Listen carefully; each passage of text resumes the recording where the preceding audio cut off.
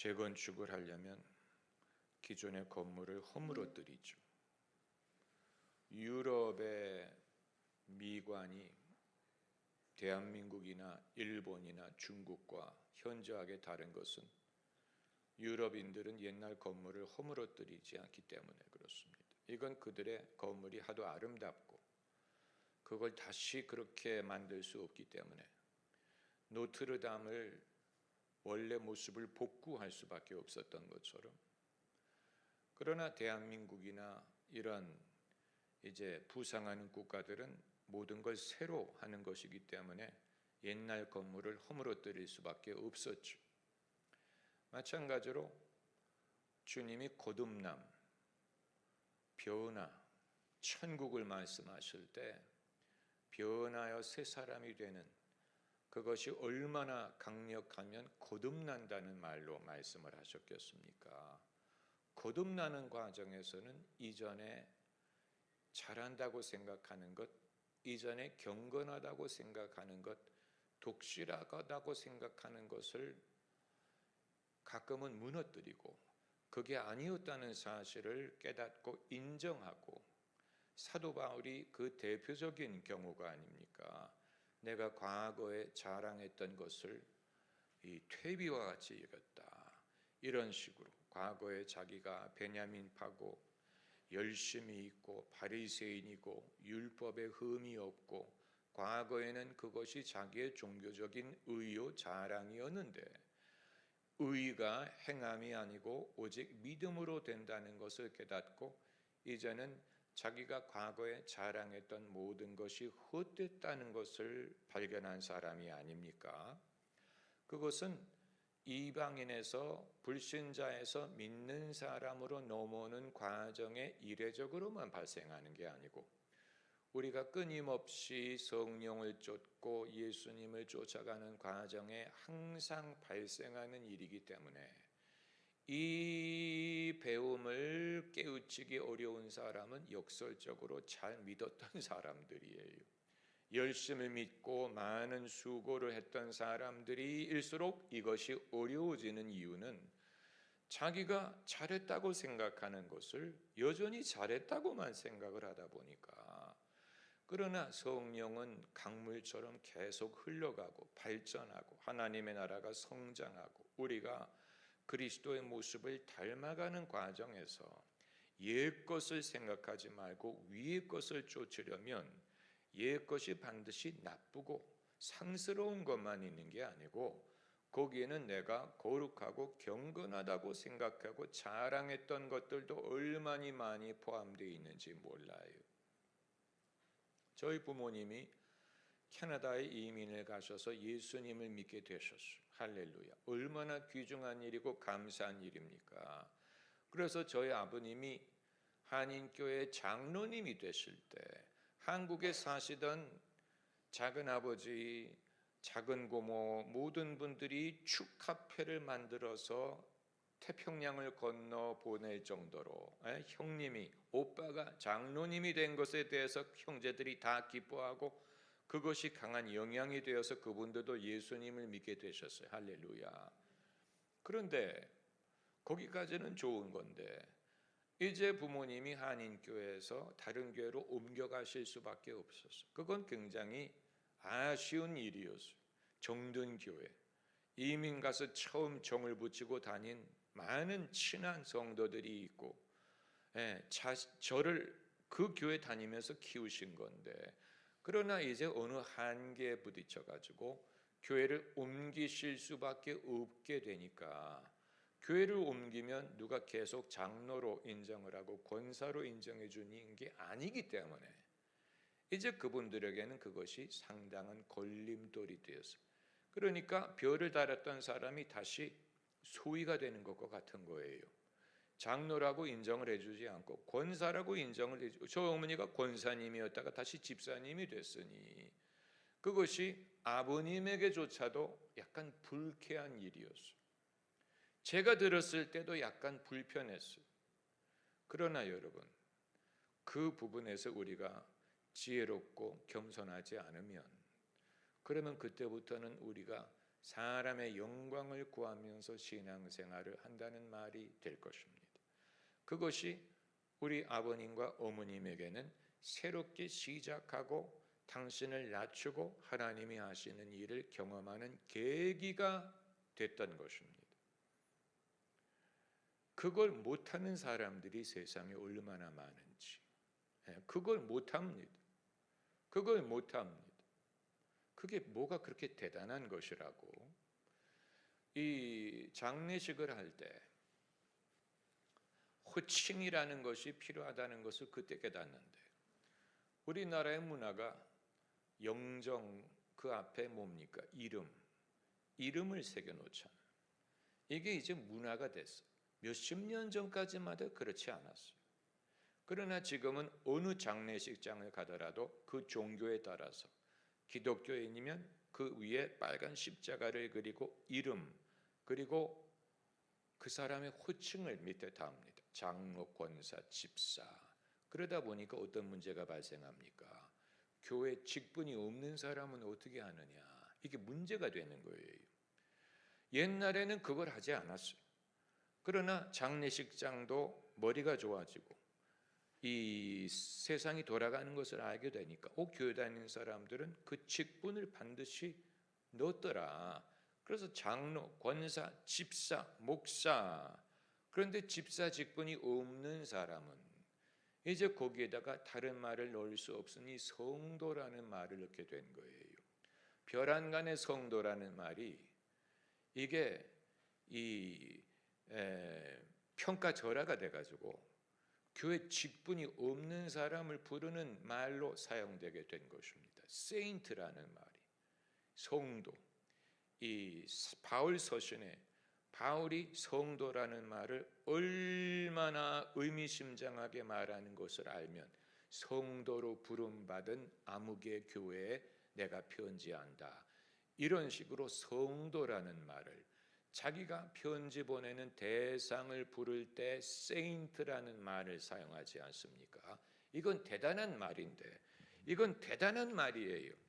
가톨릭 교회에서는 세인트란 말을 특별한 사람을 위한 것으로 그냥 가져가 버렸어요.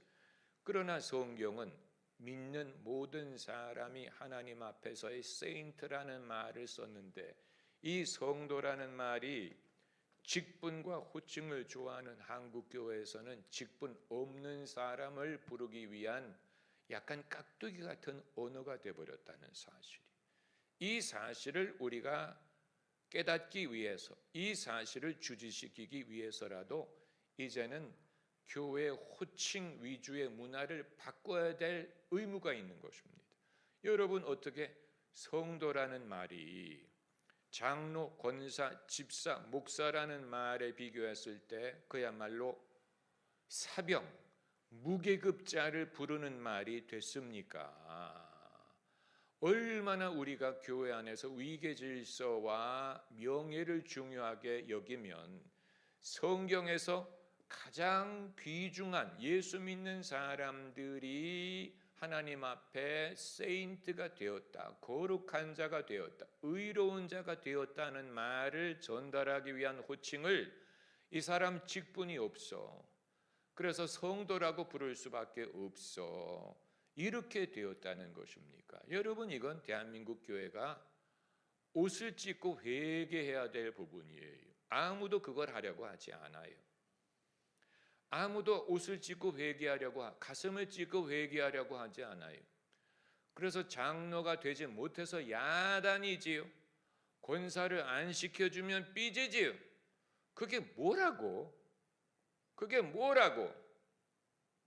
여러분, 다 권사가 돼보신 분들 이제 다시 자매님이 되었는데 권사가 그립지 않으시기를 바랍니다. 그게 뭐라고? 대접받기를 원하는 것입니까? 사모님, 사모님이라고 불러주는 것처럼 권사님, 권사님이라고 불러주기를 바라는 것입니까? 제가 집사람에게 제발 누구 권사님이라고 좀 부르지 말아라. 나도 안 부르는데 왜 당신이 남들을 존중한다는 의미로 권사님이란 말을 그렇게 입에 붙이고 사느냐. 만약에 어떤 사람이 정말로 존경을 받을 만한 사람이라면 다른 방법으로도 얼마든지 존경을 표시할 방법이 있지. 왜 하필이면 직분을 가지고 한 번 권사면 영원한 권사가 되는 것입니까? 천국에 가서도 권사라고 부를 것 같아요? 천국에 가서도 장로라고 부를 것 같습니까? 그렇다면 그건 천국이 아니에요. 천국에 가서까지 사장님, 회장님, 선배님, 선생님, 무슨 나리, 무슨 양반 이런 게 존재한다면 그건 천국이 아니죠. 천국이 천국일 수 있는 이유는 이 세상의 질서와 과격하게 다르기 때문이에요.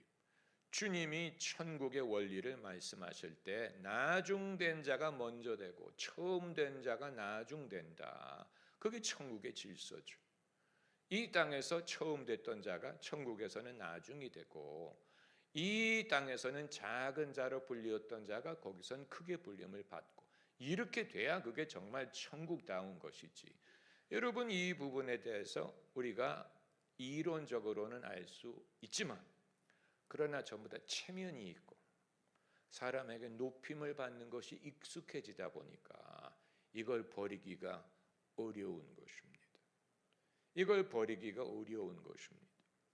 싱가포르의 로렌스 콩 목사님이 싱가포르가 대한민국보다 선교의 역사가 짧은데도 불구하고 교회 성장의 원리와 소그룹의 원리를 대한민국보다 더 발전시켜서 이제 싱가포르 목사님들이 대한민국에 와서 그것을 가르치는 시대가 되었어요.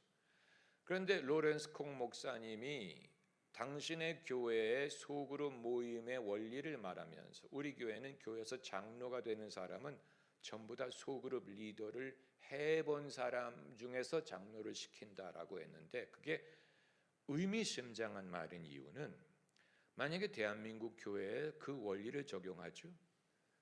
99%의 장로님들은 장로 자격 없는 분들이에요. 한 번도 그런 사역을 해본 적이 없는 사람.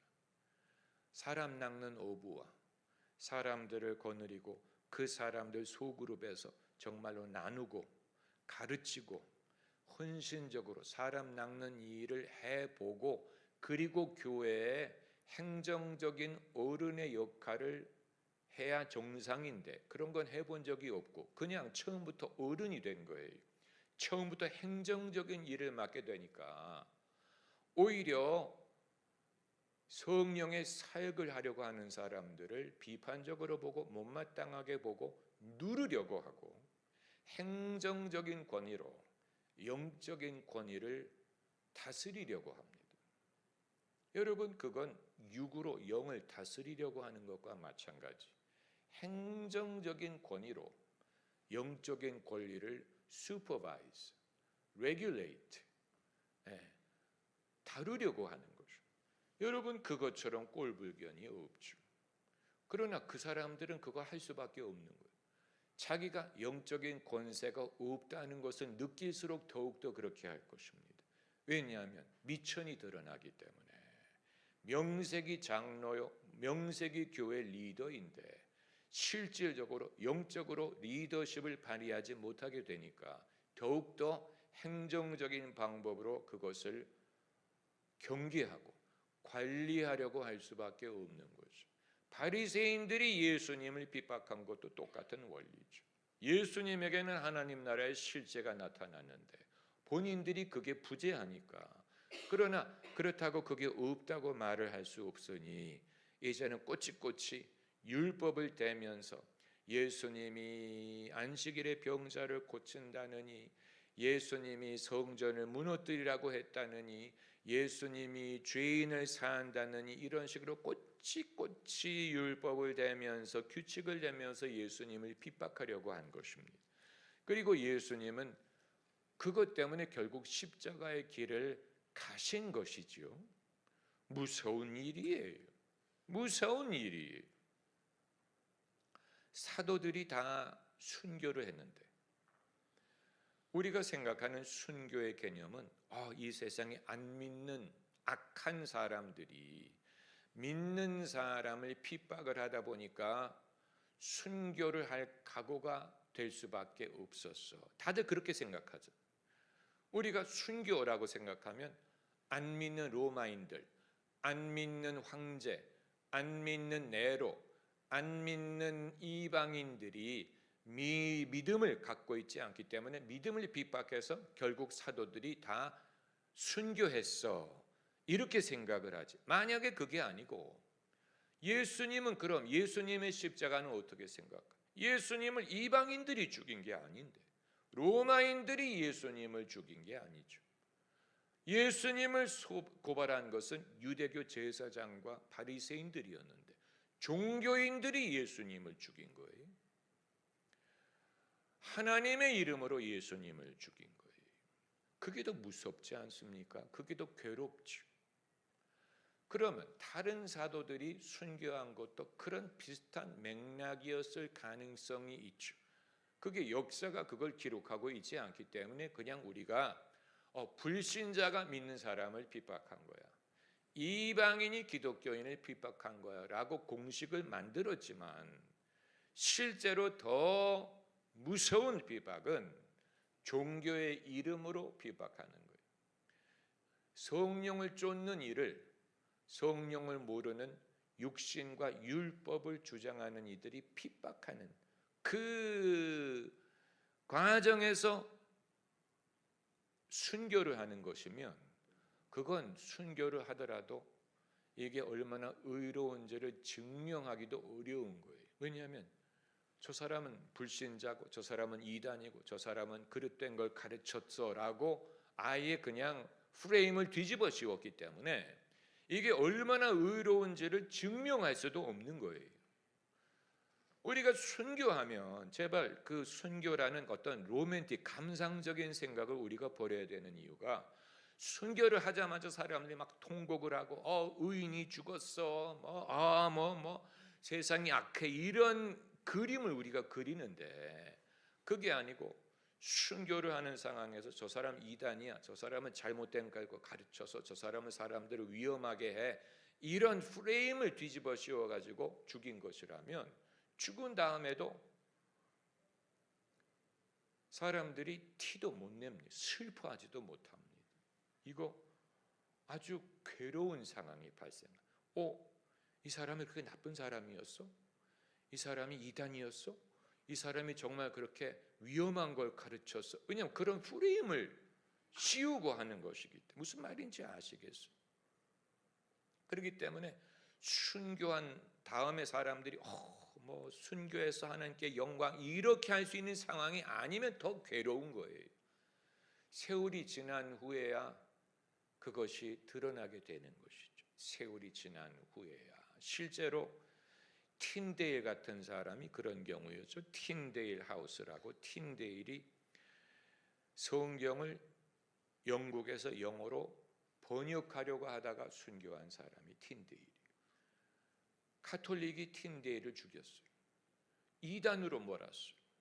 왜냐하면 하나님의 이 거룩한 말씀을 네가 함부로 번역을 해서 사람들이 함부로 성경을 잘못 해석하는 것을 조장했다라는 혐의였어요. 그러니까 지금은 우리가 틴데일을 종교개혁의 그 초기에 용감한 하나님의 말씀을 가르쳤던 개혁자로 지금 인정을 하지만, 그때는 이단자였어요. 그때는 틴데일이 나쁜 사람이었어요. 그런 프레임을 씌웠고 사람들이 그런 줄로 믿었어요. 이후에 그의 의로움이 나타난 것이지.